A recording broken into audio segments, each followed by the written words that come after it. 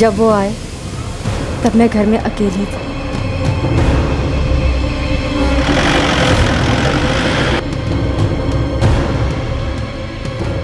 ये तीसरी बार था कि वो मेरे पति की गैर मौजूदगी में बिना बताए घर आए थे।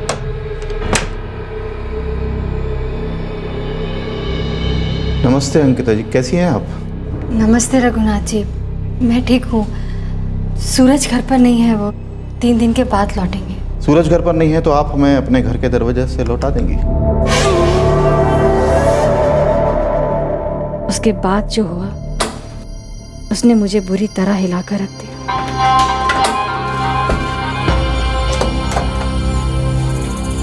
देखिए, आप प्लीज मुझे इस तरह से परेशान मत कीजिए। जब सूरज घर पर हो तभी आइएगा।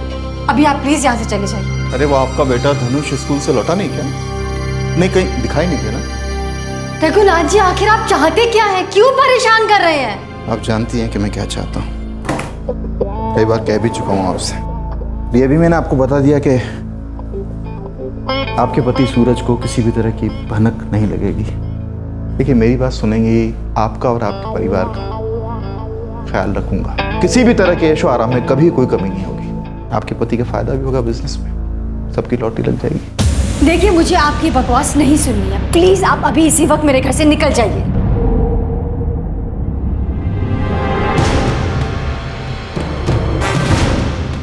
MLA हूं मैं, ऐरा गैरा नत्थू खैरा नहीं।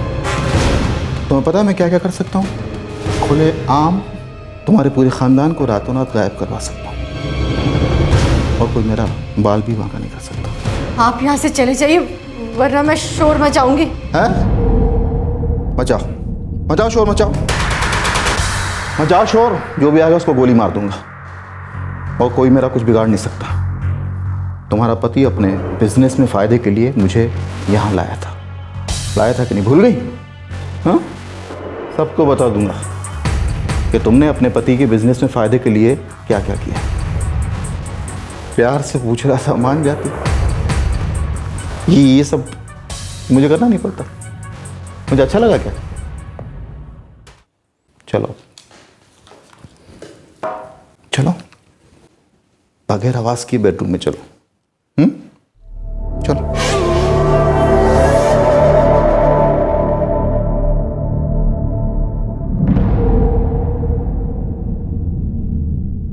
डंके की चोट पर जो मर्जी में आए वो करने का गुरूर, क्या यह सच था, या फिर किसी के दिमाग की एक मनगढ़ंत कहानी थी, या फिर यह सिर्फ इसलिए था क्योंकि वो जनता द्वारा चुना गया एक प्रतिनिधि था, या फिर इसलिए क्योंकि वो एक मुजरिम था जो चुनाव जीतकर जनप्रतिनिधि बन गया था। वजह चाहे जो भी हो, लेकिन इतना लंबा क्रिमिनल रिकॉर्ड रखने वाला आदमी चुनाव जीतकर जनप्रतिनिधि बन सकता है, यह अपने आप में ही बेहद परेशान करने वाली सच्चाई है। ऐसे मुजरिमों का जनप्रतिनिधि बनना इस बात की दस्तक है कि आगे जुर्म केवल बढ़ेगा, और ऐसे मुजरिमों के जुर्म का कारवा रोकना बहुत मुश्किल होगा।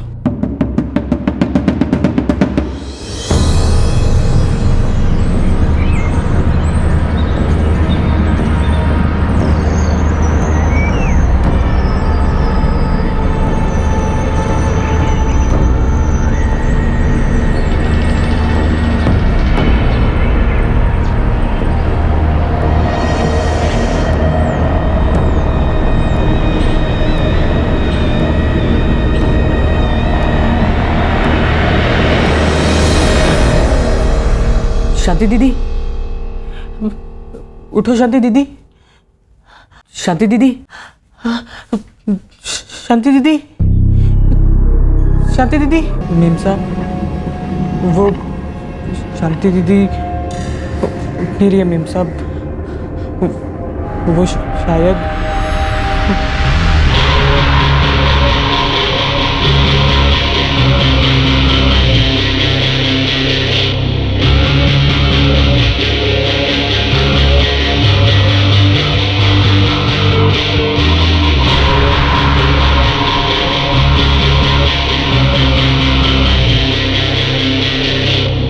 पूरब, तू अंदर बंगले में जा।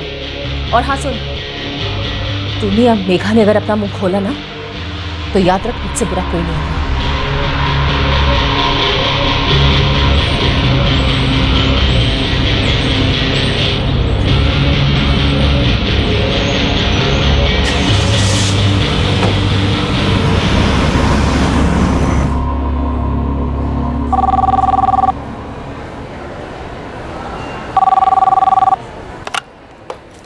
Police inspector Harish Govil, Sundarba police station. Inspector, हाँ मैं एमपी रघुनाथ बलराम बोल रहा हूँ। जी सर, बोलिए। सुंदरबा कॉलोनी वाले मेरे दूसरे बंगले में एक नौकरानी ने खुदकुशी कर ली है। अभी अभी मेरी पत्नी अभिलाषा का फोन आया था, आप जितनी जल्दी हो सके वहाँ पहुँचिए। ठीक है सर, हम तुरंत पहुँचते हैं।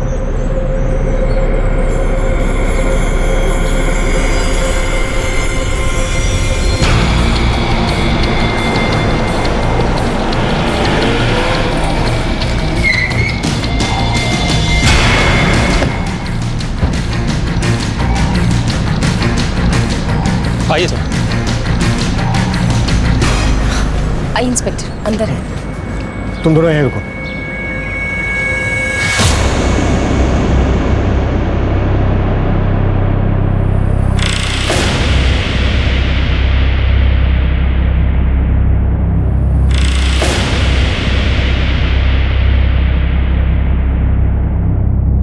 इंस्पेक्टर, वो वहां से गिरी थी और सबसे पहले उसे पूरब ने ही वहां पड़े हुए देखा। जरा ठीक से बताइए, वो एग्जैक्टली कहाँ गिरी? साहब यहाँ पे गिरी थी।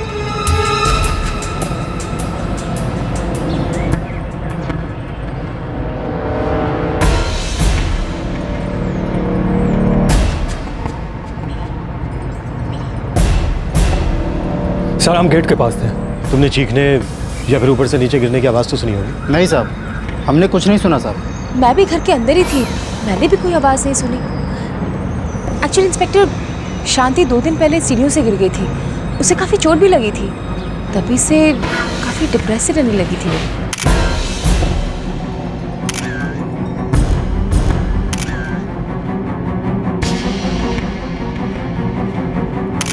सुनो, दीवारों पर इन निशानों के फोटो लो और वहां भी।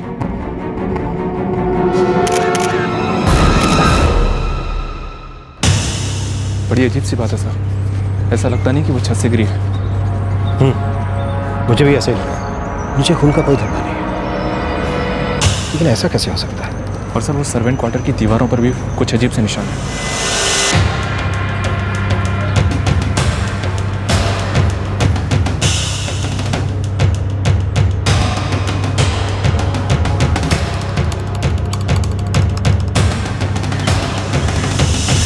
शांति का परिवार कहाँ रहता? वो जगह, क्या जगह बताया था? के दामवर है साहब। आपने उसके घर वालों को खबर कर दी? नहीं, ये शांति का मोबाइल फ़ोन मेरे पास है। कौन कौन रहता है उसके घर? मुझे नहीं पता कौन कौन रहता है उसके घर पे। साहब उनका एक बेटा है साहब, रमेश। शांति कब से काम कर रही थी? 6 महीने से। आप दोनों को हमारे साथ पुलिस स्टेशन चलो। क्यों? मुझे क्यों पुलिस स्टेशन जाना होगा? हमें आप दोनों का स्टेटमेंट चाहिए।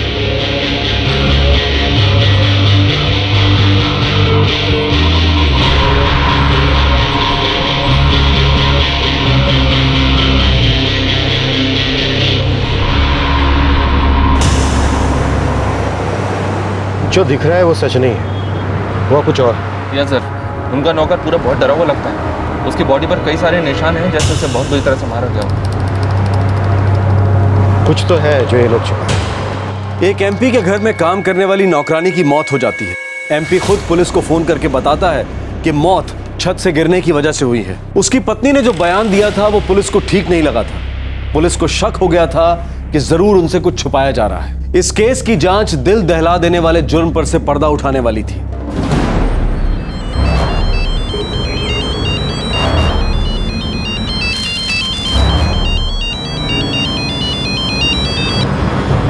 हेलो, रमेश मंडल बोल रहे हैं?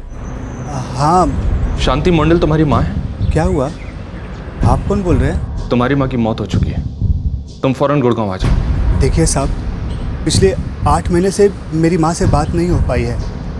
जब से वो दिल्ली काम करने गई है तब से। तुम बस गुड़गांव आ जाओ, सुंदरबा पुलिस स्टेशन आ जाना।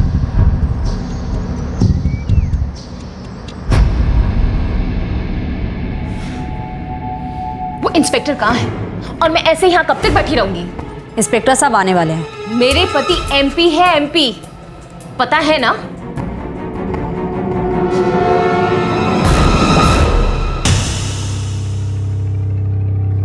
पूरा मुझे लग रहा है तुम किसी बात पर डरे हुए हो। शायद शांति छत से नहीं गिरी और तुम्हें पता है सच क्या है। मुझे लग रहा है कि घर में कुछ चल रहा है, हो कुछ और रहा है और दिखाया कुछ और जा रहा है। साहब, मैंने 3 दिन से कुछ नहीं खाया है साहब। बहुत कमजोरी महसूस हो रही है। इसके लिए कुछ खाने के लिए लेकर आओ और हाँ, 1 कप चाय भी लेकर आओ जल्दी।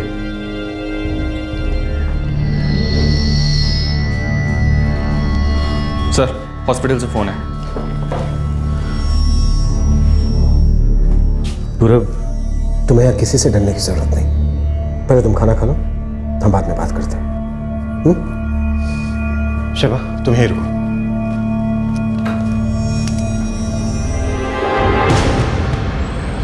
मैं तुमसे कह चुका हूं कि मैं वहां नहीं आऊंगा। आपको कुछ पता है? इन लोगों ने मुझे यहाँ पुलिस स्टेशन में बिठा के रखा है। इन लोगों का दिमाग खराब हो गया है। अभिलाषा, मैं साफ साफ बता रहा हूं कि मैं इस मामले में पढ़ने वाला नहीं हूं। अब इस मुसीबत से तुम खुद ही निकलो।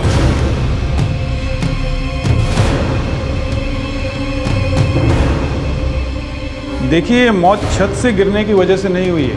मुझे भी यही शक है। बॉडी पे मारपीट के बहुत सारे निशान हैं। सीरियस इंटरनल ब्लीडिंग भी है। कोई भी बॉडी पार्ट ऐसा नहीं है जिस पर चोट के निशान ना हो। अभिलाषा बलराम एक कॉलेज में प्रोफेसर है और उसका पति एक एमपी। मुझे लगता है सर, सिर्फ एक पूरा भी ऐसा है जो हमें सच बता सकता है।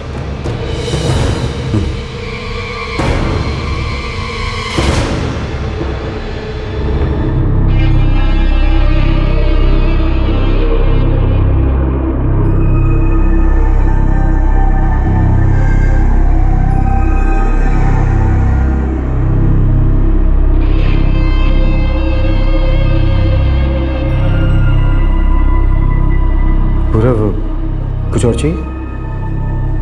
नहीं सर। पूरब, ये हम अच्छी तरह से जानते हैं कि शांति की मौत ना तो खुदकुशी है और ना ही हादसा, बल्कि एक मर्डर केस है। साफ पता चलता है कि शांति को पीट पीट कर मारा गया। लेकिन तुम डरो मत, ये लोग चाहे जो भी हो, एमपी, प्रोफेसर, जरूर पकड़े जाएंगे, विश्वास करो। जो पूरब ने पुलिस को बताया वो बर्बरता और अमानवीय यातना की एक घिनौनी दास्तान थी, एक विकृत मानसिकता की दास्तान थी। साहब, मैं 1 साल पहले रघुनाथ जी के घर में काम करने आया था। मेघा दीदी वहाँ पहले से ही काम कर रही थी साहब।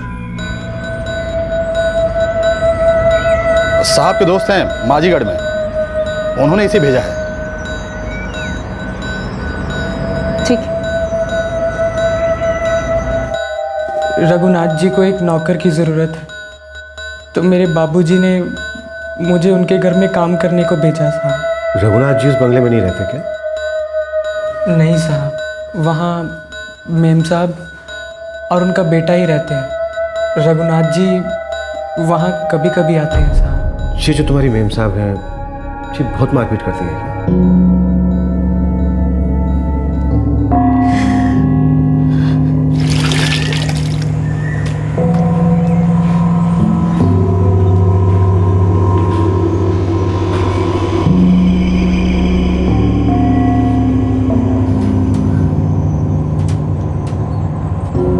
होमवर्क पूरा कंप्लीट किया?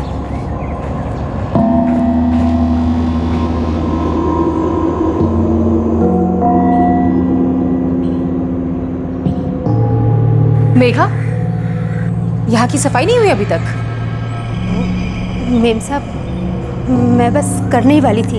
यहाँ की सफाई करने के बाद सीधा वहाँ चली गई और बीच की सफाई भूल गई। और जब मैंने पूछा तो जवाब दे रही हो कि अभी करने वाली थी। सच में मैं बस अभी वहाँ सफाई करने ही वाली थी। चुप! सब समझती हूँ मैं। पता नहीं मुझे किस तरह का काम पसंद है, या फिर से सिखाऊं? और तू खड़े खड़े क्या घूर रहा है? कुछ नहीं मैम साहब। तो ध्यान से अपना काम कर। अगर एक भी प्लेट टूटा ना तो याद रख, मैं तुझे तोड़ दूंगी। कहीं के।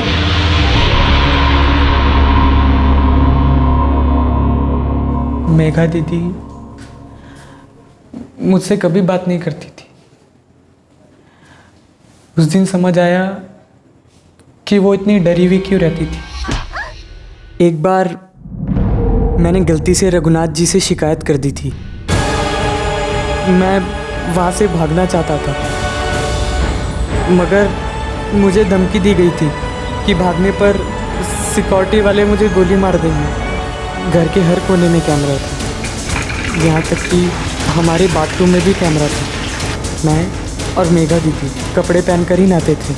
हमारी कोई भी गलती मेम साहब कैमरे में पकड़ लेती थी। और फिर सर्वेंट क्वार्टर की दीवारों पर जो वो अजीब से निशान है, वो मेम साहब हमें बहुत ज़ोर ज़ोर से मारती थी। मारते मारते जब गलती से उनके हाथ से सरिया छूट जाता था तो वो दीवार पर लगता था। वो मेम साहब हम दोनों को दुबक के बिठा देती और फिर खाने को कहती थी। साहब वो मेम साहब अपने बेटे का पिलाती थी साहब।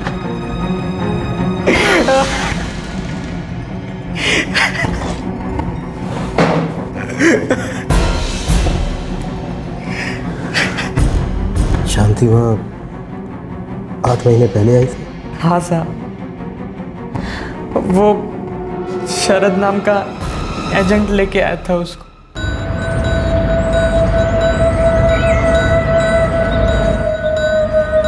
मैडम किडम्बरा से आई है। वो तो ठीक है, लेकिन काम में अच्छी है। जी, दरअसल मैं इसे किसी और क्लाइंट के लिए लाया था। रघुनाथ जी का फ़ोन आया, इसलिए मैं इसे यहाँ ले आया। ठीक है, आज से काम शुरू कर दो।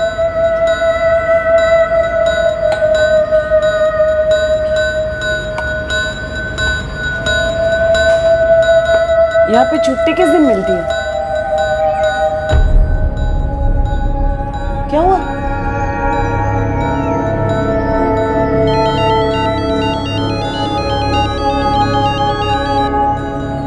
है रमेश? हाँ बेटा मैं ठीक हूँ। वो नया काम पकड़ लिया ना?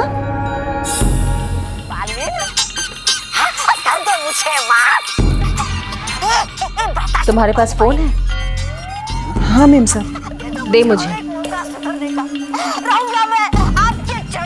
तो क्यों मेम साहब, क्या हुआ? इस घर में नौकरों को फोन रखना मना है। पर मेम साहब फिर मैं मेरे बेटे से बात कैसे करूंगी? जब भी बात करनी होगी तो मुझे बता देना। और रुक, मेरी बात अब तक पूरी नहीं हुई। रसोई घर में तू मेघा और पूरब के साथ क्या बात कर रही थी? मैं वो मेम साहब ये पूछ रही थी कि यहाँ छुट्टी किस दिन मिलती है। हाँ बस मैंने पूछा कि छुट्टी। जब ये दोनों तुम्हें समझा रहे थे कि काम करते वक्त बात नहीं करनी चाहिए तो तुम्हें समझ में नहीं आ रहा था? मेम साहब काम करते करते बात कर ली तो क्या हो गया? ऐसी क्या गलती कर दी मैंने? मैं बताती तुम्हारी गलती क्या है।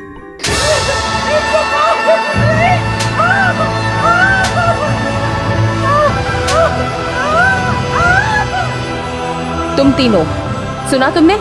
तीनों अपने अपने हाथ टेबल पर रखो।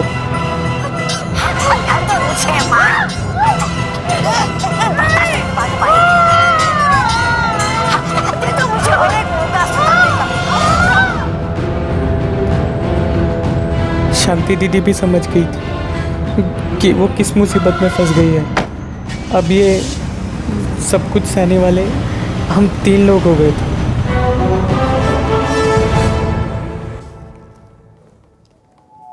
शांति की मौत अभिलाषा के पीटने की वजह से हुई थी। जी सर, हमने उन्हें बहुत इशारे किए पर वो हमारे इशारे समझ नहीं पाए। हमने उन्हें कहा कि बात मत करो, पलट कर जवाब मत दो, चुपचाप सहने की आदत डाल लो।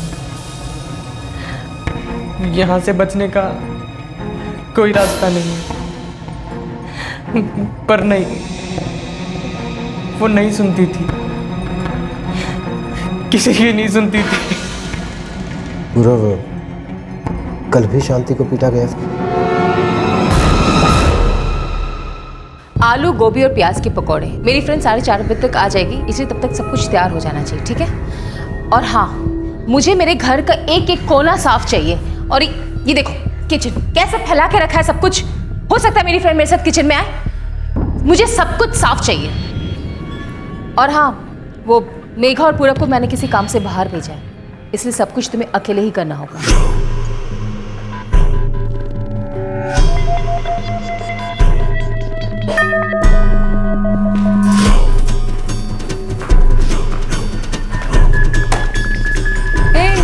Shabnam, hi Abhilasha, how are you? I am good, good to see you. Same here. आओ अंदर आओ।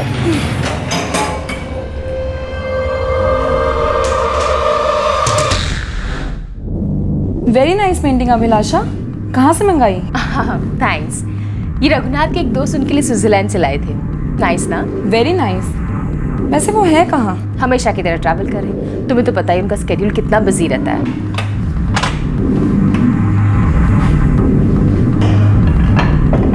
और कॉलेज कैसा चल रहा है? वेरी हेक्टिक, एक दिन में 6 लेक्चर्स लेने पड़ते हैं। खैर, एक मिनट। शांति कुछ स्नैक्स लेकर आओ। जी मैम साहब। हाँ बिलाई।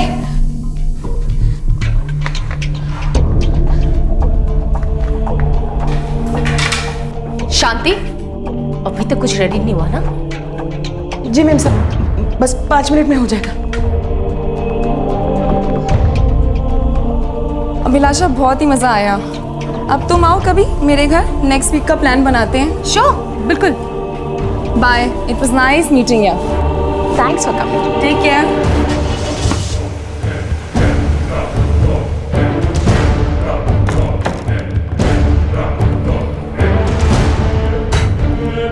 मैंने तुमसे कहा था ना कि 4:30 बजे तक सब कुछ तैयार हो जाना चाहिए।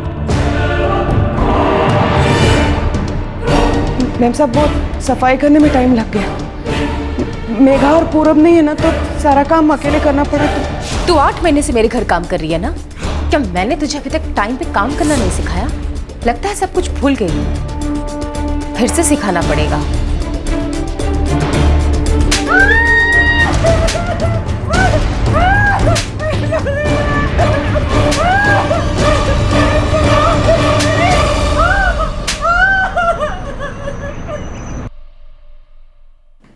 मेम साहब ने दीदी को सरिये से बहुत बुरी तरीके से मारा था।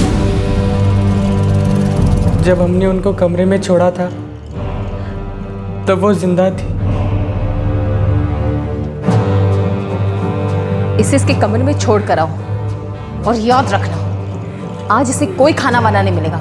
जाओ।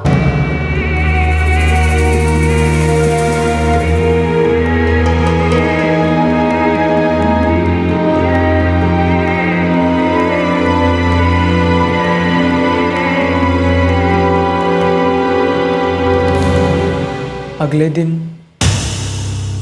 मुझे उन्हें काम के लिए उठाने को भेजा गया। जब मैं कमरे में गया तब वो मर चुकी। कितने बजे की बात है? सुबह 7:30 बजे के करीब। और हमें कॉल आया था लगभग 11:30 बजे। हाँ साहब, सुबह 9:30 बजे के आसपास रघुनाथ जी आए थे।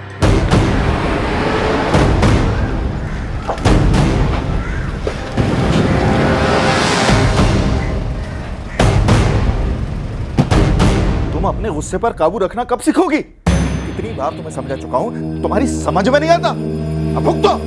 एक 2 कौड़े की नौकरानी के लिए आप मुझ पर चिल्ला रहे हैं? अरे तुम्हें कुछ समझ में भी आ रहा है क्या? तुमने उसे मार डाला है, वो भी घर के अंदर, और इस बात का दोनों नौकरों को भी पता चल गया। हाँ तो अच्छा ही है ना, उनको भी सबक मिल गया होगा। तुम्हें कुछ पता भी है कि अगर ये सब मुझ पर आ गया तो मुझे इसकी क्या कीमत चुकानी पड़ेगी? तो आपके लिए क्या मुश्किल है? लाश को फेंकवा दीजिए कहीं। वैसे आपसे कौन पूछने वाला है? अब तुम इस सबसे बाहर रहो, मुझे अपने तरीके से काम करने दो।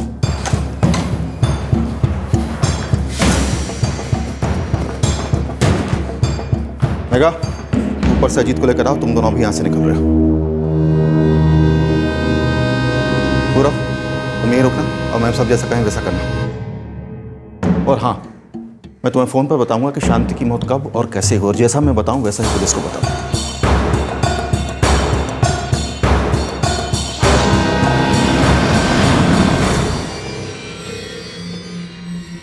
शांति छत से नीचे गिरी थी, ठीक है? सुना तूने मैंने क्या कहा?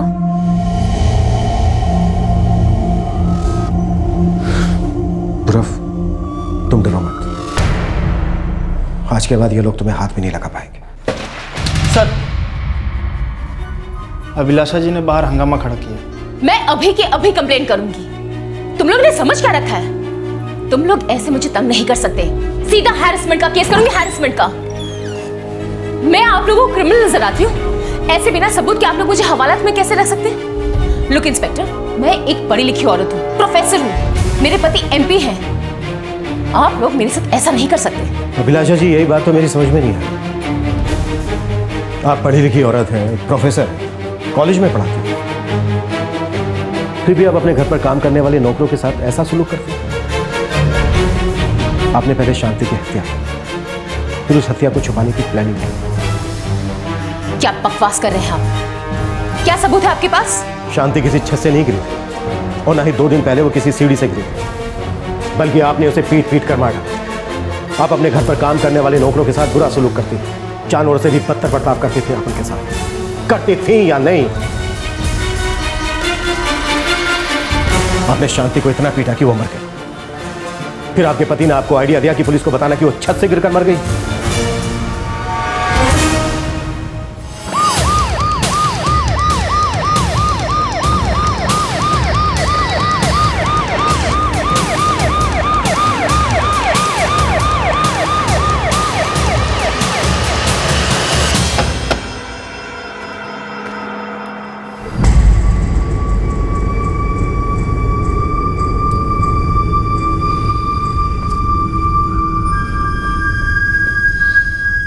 क्या हो रहा है सब?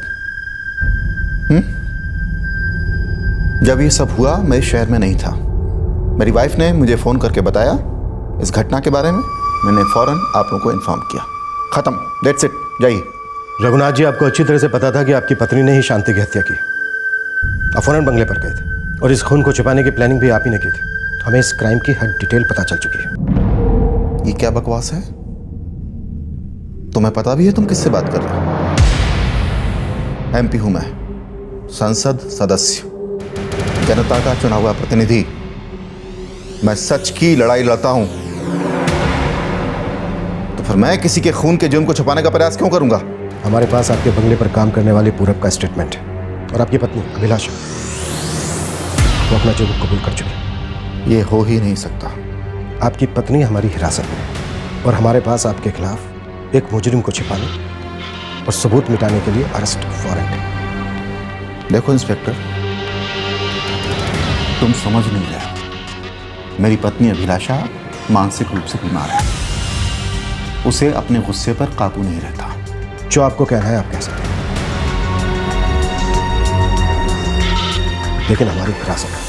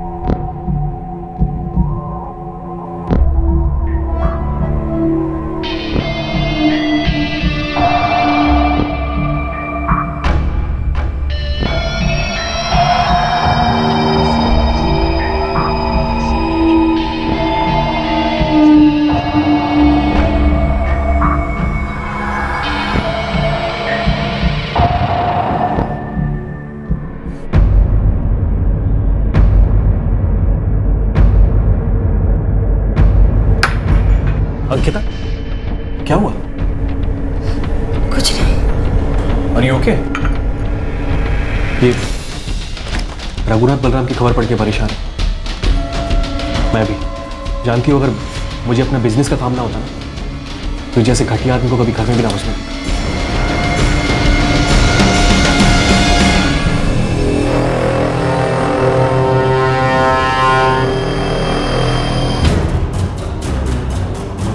क्यों तुम इतनी घबराई हुई क्यों? देखो, हमने इस आदमी से कोई मदद नहीं ली, तो हमें घबराने की जरूरत नहीं है।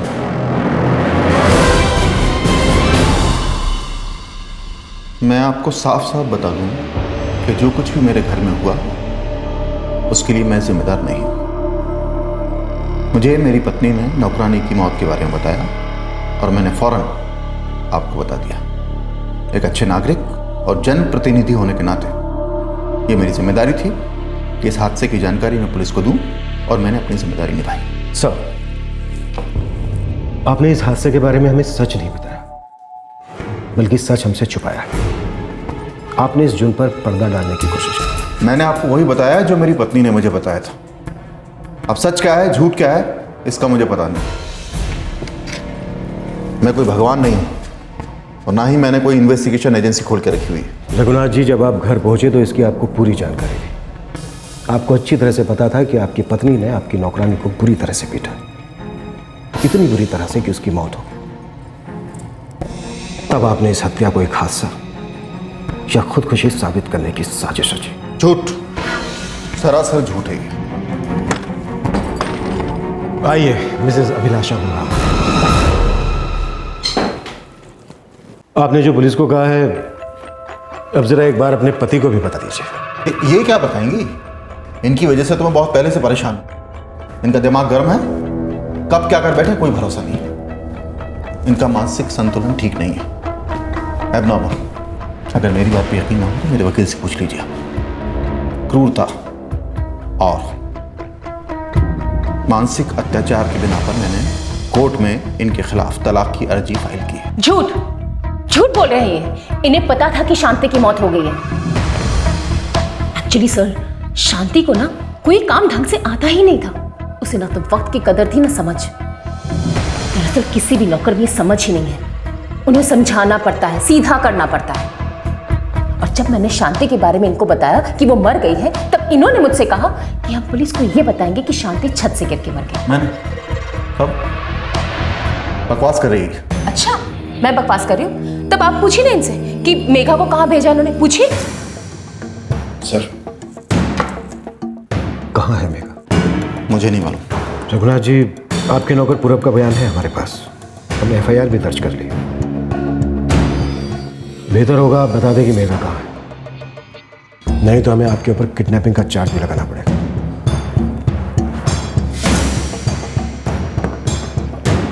मैंने उसको अपने दोस्त के यहाँ छोड़ा हुआ है, मंगतराम कॉलोनी में। मैं नहीं चाहता था कि ये सब मेरे बेटे के सामने।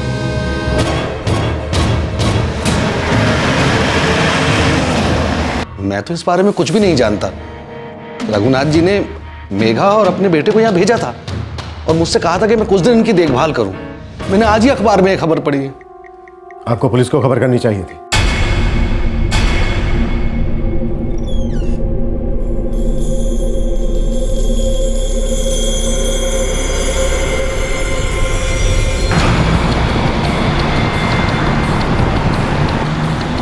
मेघा, तुम घबराओ मत।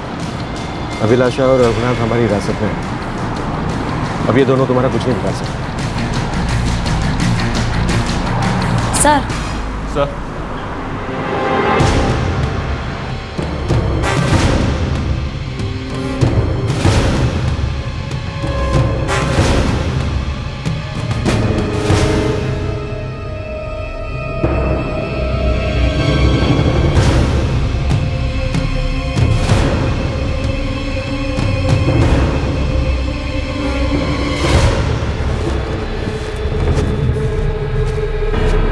बहुत बुरी तरह से जख्मी है और लगता है कि उसने कुछ खाया भी नहीं है। जिनके घर पे ये काम करती थी उन्होंने इसकी हालत की। बेहतर होगा कि इसे हॉस्पिटल में एडमिट करा जाए और इसका अच्छे से इलाज करा जाए। हॉस्पिटल में उसके पास कुछ कांस्टेबल तैनात कर दो। हमें मेघा और पूरब की हिफाजत करनी होगी। ये लोग बहुत खतरनाक हैं और बेरहम भी। और हाँ, अभिलाषा जिस कॉलेज में पढ़ाती है वहाँ जाकर उसके बारे में सारी डिटेल्स भी निकालो। Yes sir.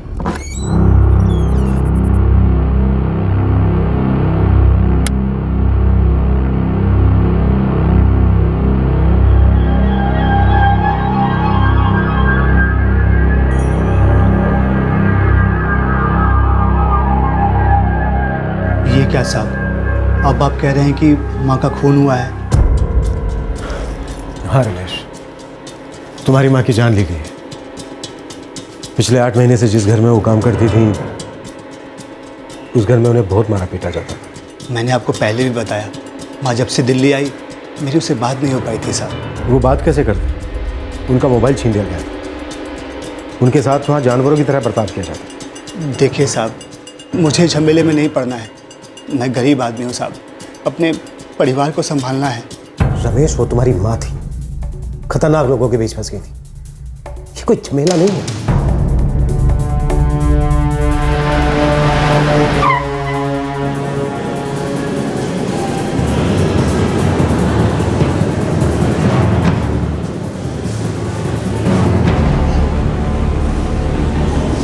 मिसेज अभिलाषा बलराम पिछले 2 सालों से हमारे यहाँ काम कर रही है और बस 2 महीने पहले ही हमने उन्हें अपना परमानेंट स्टाफ बनाया है।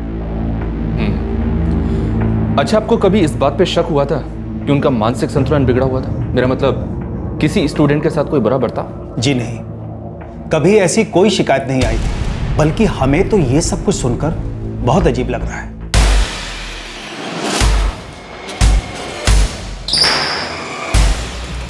नमस्कार। क्या त्रिपाठी बैठे? त्रिपाठी, किसी भी तरह मुझे इस झमेले से बाहर निकालो। सर, कल पुलिस आपको कोर्ट में पेश करेगी, तब तक कोई ना कोई रास्ता निकाल ही लेंगे। इस औरत ने परेशान करके रख दी। ज़रा सा सब्र रखिए। मुझे यकीन है कि जब मैं ये पेपर्स कोर्ट में पेश करूंगा तो कोर्ट ज़रूर आपके साथ नरमी बरतेगी।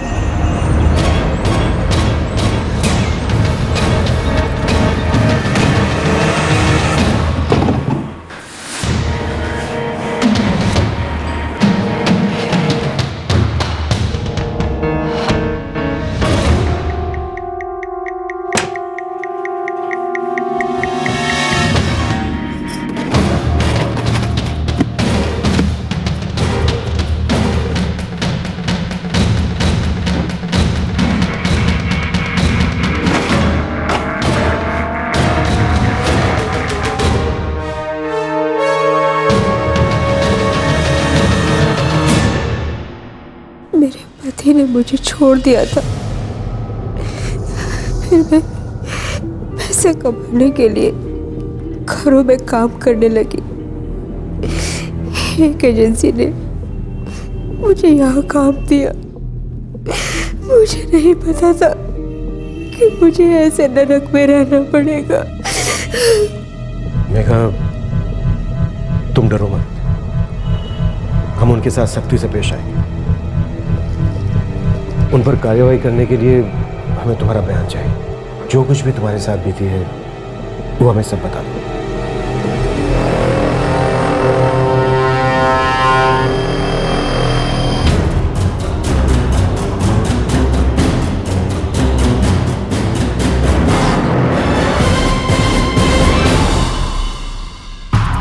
जी हाँ, अभिलाषा बलराम मेरी ही पेशेंट है। कब से?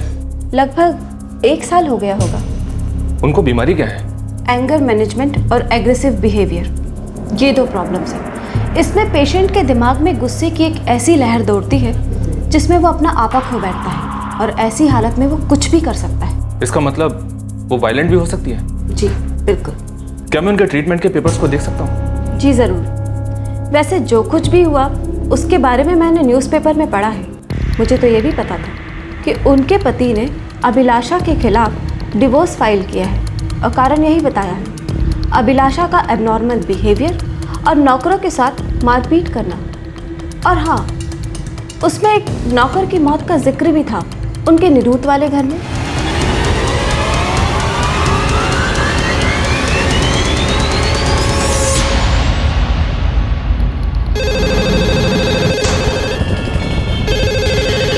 ज़रूर, मैं सारे पेपर्स भेज देता हूँ। उसकी मौत 2010 में हुई थी वो एक एक्सीडेंट। वैसे रघुनाथ बलराम के खिलाफ कई केसेस दर्ज हैं। आप कहें तो मैं सारे पेपर्स भेज देता हूँ।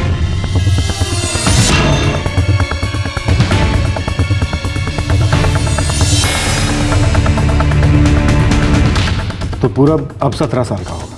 हाँ साहब। अजीम, कल हमें पूरब को कोर्ट में पेश करना हो। उसके बाद मैं चाहूँगा कि तुम पूरब को अपने साथ घर ले जाओ। साहब मैं यहाँ पे आया क्योंकि आपने इसका स्कूल सर्टिफिकेट मंगाया था। मैं बहुत गरीब आदमी हूँ साहब, बहुत मुश्किल है दिन काटना। असीम, पूरब तुम्हारा छोटा भाई है। जानता हूँ साहब, मगर हालत इतनी ख़राब है कि मैं सिर्फ इतना कह सकता हूँ कि मैं कोशिश ज़रूर करूँगा सर।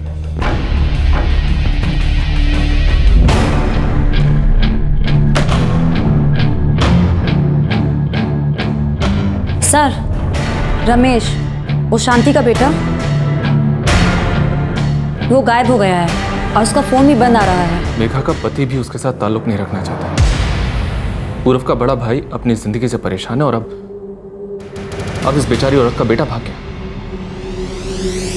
हो सकता है किसी ने उसे धमकी दी।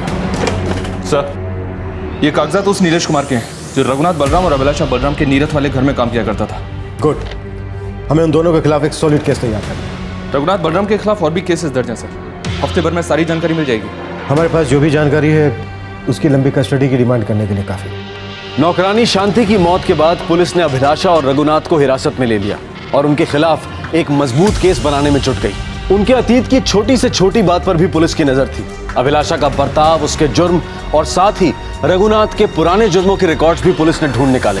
सर, मेरे क्लाइंट एक इज्जतदार आदमी है, जनता के प्रतिनिधि हैं, वो कानून का पूरी तरह से पालन करने वाले हैं और इसीलिए जैसे ही इनकी पत्नी ने इन्हें इनके घर में हुई इनकी नौकरानी की मौत की सूचना दी तो इन्होंने तुरंत ही पुलिस को रिपोर्ट किया। इन्हें तो इस बात का बिल्कुल भी अंदाज़ा नहीं था कि ये जुर्म इनकी पत्नी ने ही किया था। सर, इस बात पर गौर किया जाए कि मेरे क्लाइंट ने अपनी पत्नी के खिलाफ जो डिवोर्स केस फाइल किया था उसमें भी ये बात अच्छी तरह से लिखी गई है कि ये अपनी पत्नी के हिंसक बर्ताव से बुरी तरह से तंग आ चुके थे। इनफैक्ट इन्होंने कई बार अपनी पत्नी को घर में काम करने वालों के साथ इस तरह से पेश आने के लिए डांटा भी था। सर, मेरे क्लाइंट का इस जुर्म से कोई लेना देना नहीं है और ना ही इनका किसी तरह का कोई गलत इरादा था। इसलिए मैं अदालत से गुजारिश करूंगा कि मेरे क्लाइंट को बेल दे दी जाए। सर, रघुनाथ और अभिलाषा बलराम के घर में काम करने वाले ये तीनों लोग, मेघा कौर, शांति और पूरब, इन तीनों के साथ जानवरों से भी बदतर व्यवहार किया गया और ये सब मेघा और पूरब ने अपने बयान में कहा है।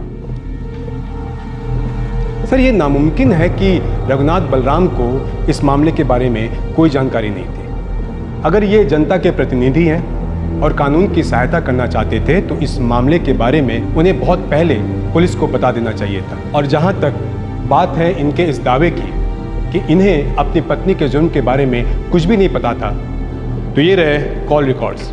इससे साफ पता चलता है कि 19 नवंबर 2013 की सुबह वो उसी बंगलों में थे जहां पर ये वारदात हुई थी। तो सर, जाहिर है कि इन्हें इस घटना के बारे में पहले ही पता चल चुका होगा, तो इनकी बात गलत साबित होती है कि इन्हें इसकी जानकारी फ़ोन पे मिली थी। इसके अलावा इन्होंने कोर्ट में डिवोर्स पिटीशन फाइल किया है। उससे साफ पता चलता है कि वो अपनी पत्नी के असामान्य और हिंसक प्रवृत्ति से बिल्कुल वाकिफ थे। और यहाँ तक कि नेरुठ, उस घर में काम करने वाले नौकर नीलेश, जिसकी मौत हो गई थी, उसकी एटॉप्सी भी नहीं निकाली गई थी। इनका दावा है कि इस घटना के पीछे भी उनकी पत्नी का हाथ था। हमारे पास सारे सबूत हैं कि इन सारी घटनाओं के बारे में उन्हें पहले से जानकारी थी, लेकिन वो अपनी पत्नी को बचाते आए। और सर, ये भी हो सकता है कि रघुनाथ बलराम अपनी पोजीशन का इस्तेमाल करके गवाहों पर दबाव डालने की पूरी कोशिश करेंगे। मेरी कोर्ट से दरख्वास्त है, इन सारे बातों को ध्यान में रखते हुए रघुनाथ बलराम की पुलिस रिमांड को आगे बढ़ाया जाए। ये कोर्ट रघुनाथ बलराम और अभिलाषा बलराम की जमानत की दरख्वास्त को नामंजूर करती है। इन्हें 14 दिन की न्यायिक हिरासत में भेजा जाता है।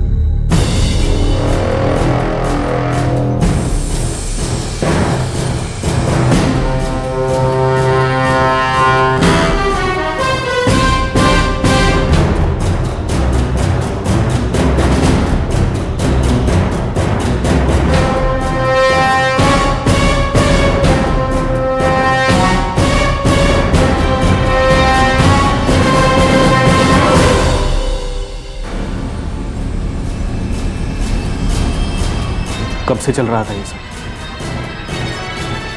उसी दिन से जब आप बिजनेस मीटिंग के लिए मुंबई गए थे, 15 अप्रैल 2004।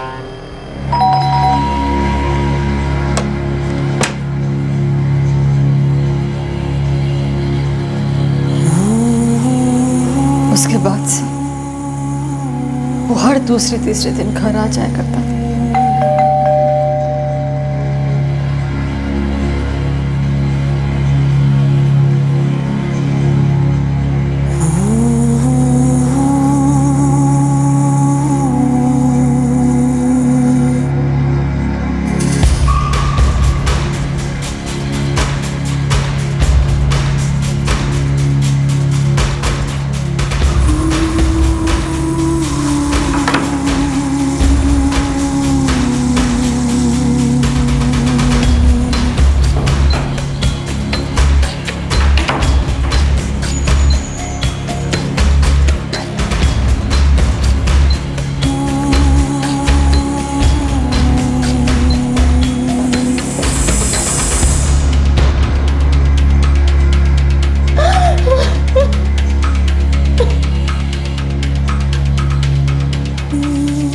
मैं बहुत डर गई थी सूरज।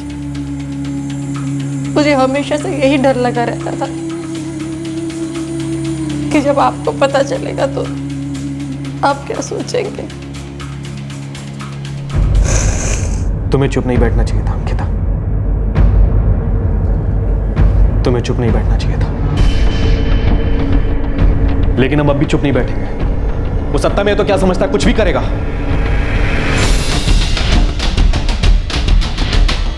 अंकिता आहूजा एक हाउसवाइफ अब जाकर अपने पति को बताती है कि रघुनाथ बलराम, जो कि एक जनप्रतिनिधि है, उसने 2004 से लेकर 2008 तक उसका शोषण किया। क्या अंकिता के इल्जाम का कोई मूल आधार था, कोई सच्चाई थी? वो चुपचाप ये सब सहती रही। ये बात कैसे इस हद तक पहुंच गई कि वो बंदूक उठाकर उसका नाजायज फायदा उठाने के लिए उसके घर में घुस आया? तो ये सब कुछ 4 साल तक चलता रहा। सर देखिए, मैं जानता हूं कि आप हमसे पूछेंगे हमने पहले कंप्लेंट क्यों नहीं की। एक औरत होने के नाते ही घबरा गई थी कि इन सब में मैं इन्हें गलत समझूंगा। फिर जब इन्होंने रघुनाथ बलराम की खबर अखबार में पढ़ी तो इन्होंने हिम्मत जुटाई और सारी बात मुझे बताई। पर आप रघुनाथ बलराम को कैसे जानते हैं? मेरे एक दोस्त की जानकारी में उनसे मुलाकात हुई। मैं अपने बिजनेस को बढ़ाने के सिलसिले में उनसे मिलना चाहता था। फिर एक दिन मैंने उन्हें घर पे खाने में बुलाया।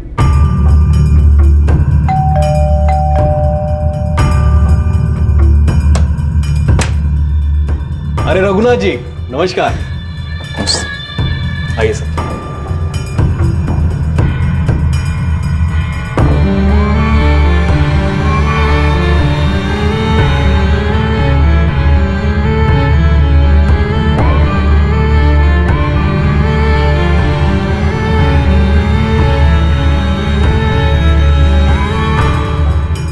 सर मुझे जरा भी अंदाजा नहीं था क्यों घटिया आदमी इस तरीके से मेरे शहर से बाहर जाने का फायदा उठा और मेरे घर पहुंच जाए।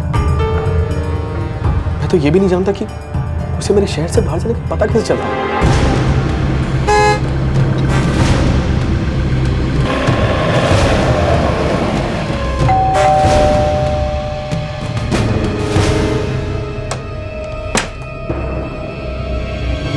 नमस्ते अंकिता जी।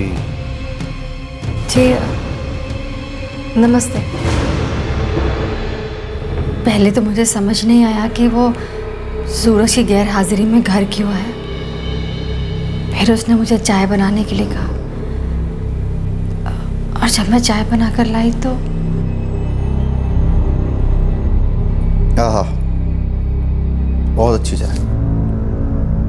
आपके खाने का भी जवाब नहीं और आपकी चाय का भी जवाब नहीं। जी शुक्रिया।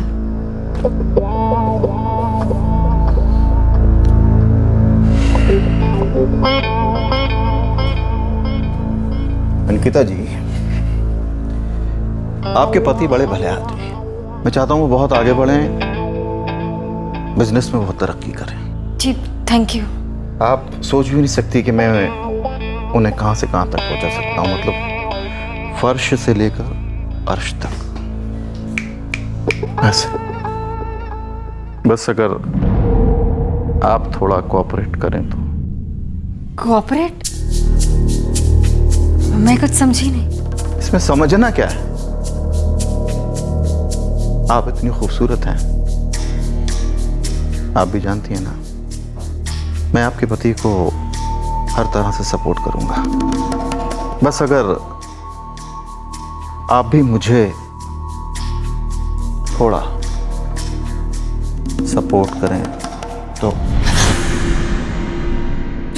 रघुनाथ जी, ये क्या बात कर रहे हैं आप? देखिए, मैं कोई ऐसी वैसी औरत नहीं हूँ और इस तरह की बातें मुझे बिल्कुल पसंद नहीं है।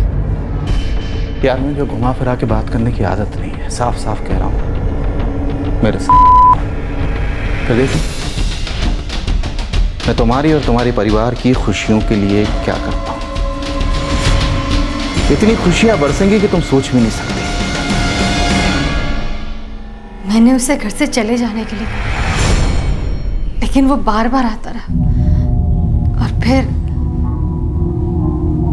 एक दिन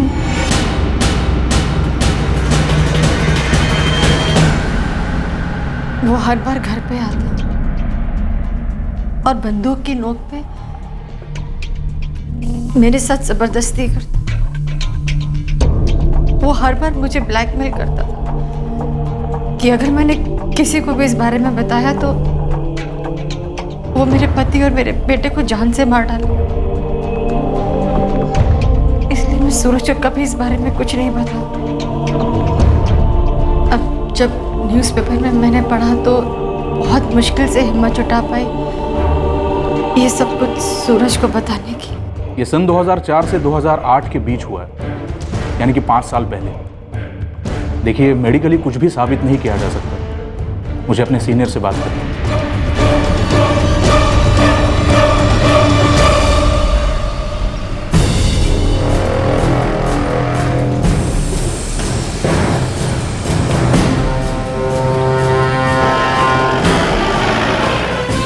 ये सब सच्चाई से परे है, सरासर झूठ। मेरे विरोधी मौके का फायदा उठाकर मुझे फंसाने की कोशिश कर रहे हैं।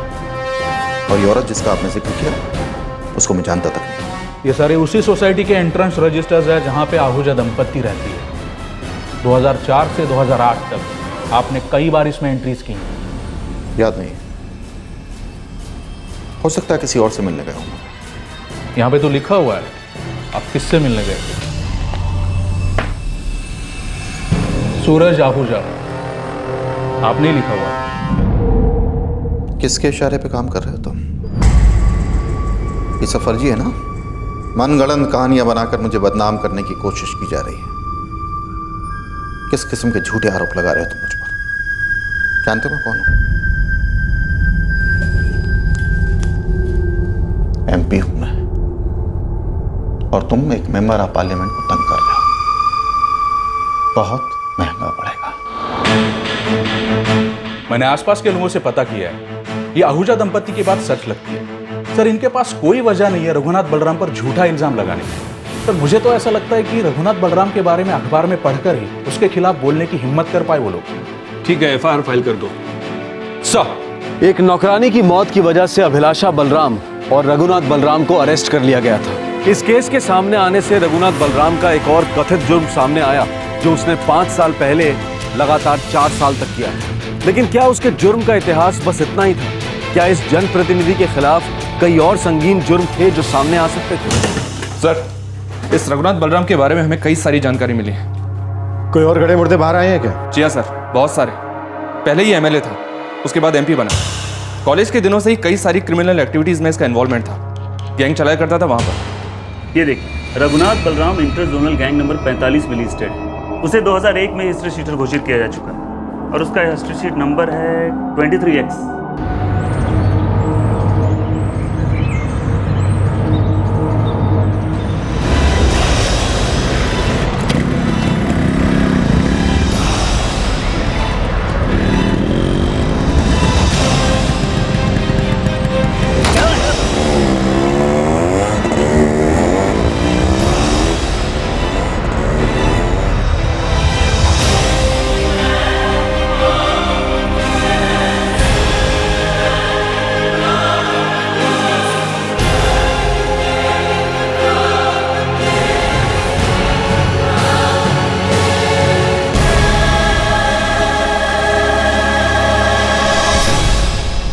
सर तब से लेकर अब तक तकरीबन 25 केसेस में इसका नाम है। कुछ में तो इसे जमानत मिल गई, कुछ में सबूत ना होने की वजह से ही छूट गया, और कुछ में गवाह ऐन मौके पर पलट गए। यानी वो पहले भी ऐसे कई जुर्मों में शामिल रहा है? जी हाँ सर। एक बात और, अभिलाषा बलराम इसकी दूसरी पत्नी है। पहली पत्नी ने कुछ संदिग्ध अवस्था में आत्महत्या की थी। सर रघुनाथ बलराम ने 2008 के आखिर में अभिलाषा के साथ शादी की थी, और अब उसके खिलाफ ये रेप केस सामने आया है।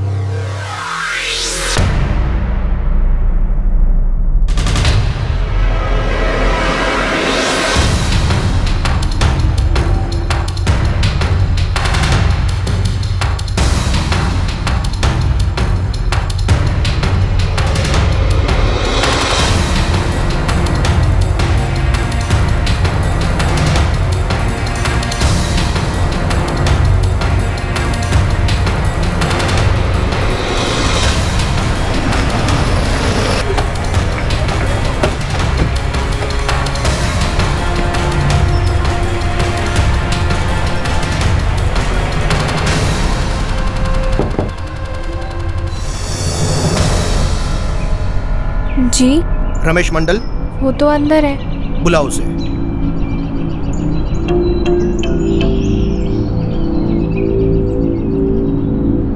तुम वहां से अपनी माँ की लाश लिए बिना ही यहाँ भाग आए? मैं क्या करता साहब, उन्होंने पहले फ़ोन पे कहा कि माँ के साथ कोई दुर्घटना हुआ है, फिर वहाँ गया तो बोला साहब कि माँ का खून हुआ है।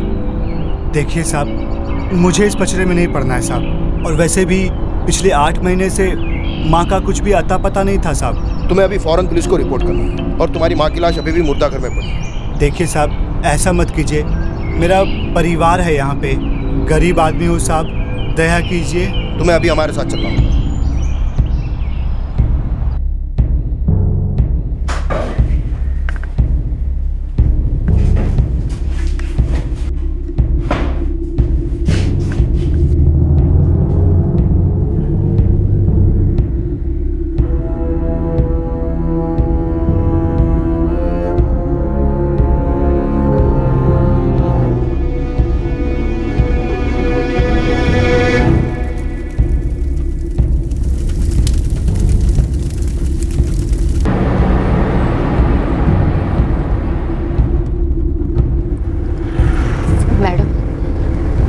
जा रहे हैं? एक ऐसी जगह जहां तुम्हें कोई डरा धमका नहीं पाएगा। तुम्हारा पति तुमसे कोई भी संबंध रखना नहीं चाहता है, इसलिए अब तुम हमारी जिम्मेदारी हो। तुम्हारी हिफाजत का ध्यान हम रखेंगे। रघुनाथ बलराम और अभिलाषा अब तुम्हारा कुछ नहीं बिगाड़ सकते हैं। पूरब, डरो मत, अब तुम सुरक्षित हो। कोई भी तुम्हारा कुछ नहीं बिगाड़ सकता। हम तुम्हें पुलिस प्रोटेक्शन देंगे।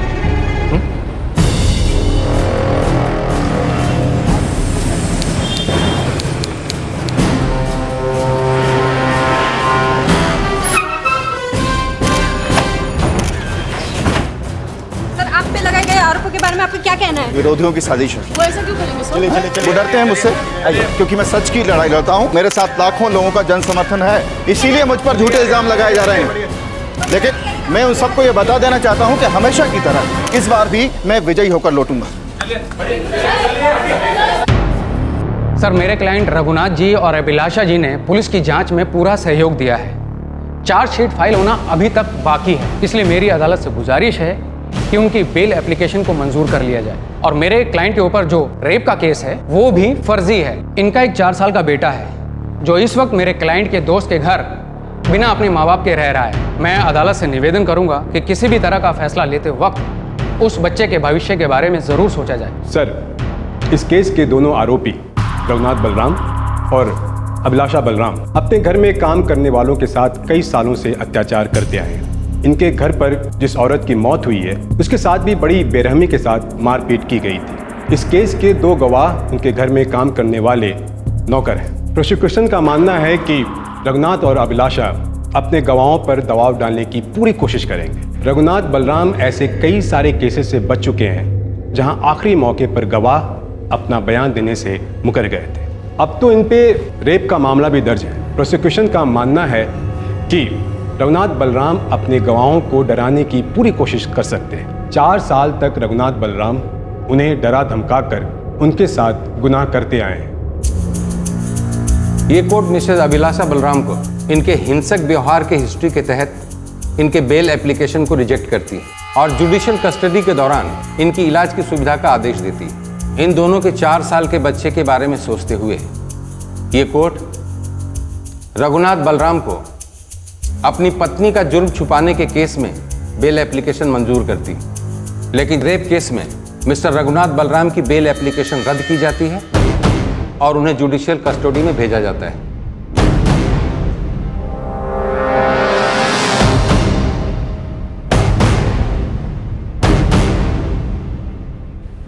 मुझे लगता था कि अगर मैंने आपको बता दिया तो आप मुझसे नाराज हो जाएंगे, खुद से नाराज हो जाएंगे कि आप मेरे लिए कुछ नहीं कर पाए, मुझे बचा नहीं पाए।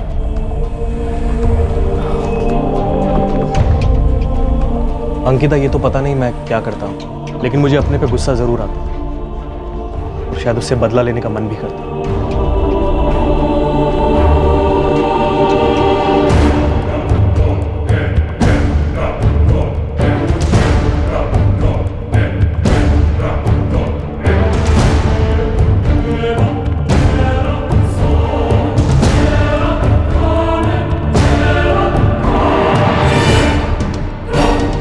इतने सालों बाद सामने आए एक बलात्कार के केस में रघुनाथ बलराम को जमानत नहीं दी गई। वो एक ताकतवर आदमी था और सबका ये डर लाजमी था कि वो पीड़ित व्यक्ति या गवाहों को डरा धमका सकता है। लेकिन क्या अंकिता आहूजा सच में किसी जुर्म का शिकार हुई थी? अदालत के सामने अंकिता आहूजा ने अपना बयान बिल्कुल बदल दिया। मिसेस अंकिता आहूजा, आपने अपनी पति की मौजूदगी में ये केस फाइल किया था। आपने आपके साथ हुए शोषण और आपको दी गई मानसिक यातनाओं के बारे में उसमें बयान दिया था। जी हाँ, मैंने कहा था। लेकिन अब आपका कहना है कि रघुनाथ बलराम ने आपके साथ कुछ नहीं किया। जी, वो मैं रघुनाथ बलराम जी से डर गई थी। वो मेरी शादीशुदा जिंदगी में दखल अंदाजी कर रहे थे। वो आपकी शादीशुदा जिंदगी में किस तरह से दखल दे रहे थे? मिसेस अंकिता आहूजा, आपने अपने बयान में खुद ही कहा है कि वो आपके कमरे में घुस आए, आपके साथ जबरदस्ती की, आपको सेक्सुअली असॉल्ट किया। मैं बहुत परेशान थी। 2010 में मेरे पति ने मुझे डिवोर्स का नोटिस भेजा था। मेरे रिश्तेदारों ने मुझे मजबूर किया था कि मैं ये केस फाइल करूं। रघुनाथ बलराम जी ने कभी मुझे सेक्सुअली असॉल्ट नहीं किया, कभी मेरे साथ जबरदस्ती नहीं की। मैं उनके खिलाफ कोई बयान नहीं देना चाहती।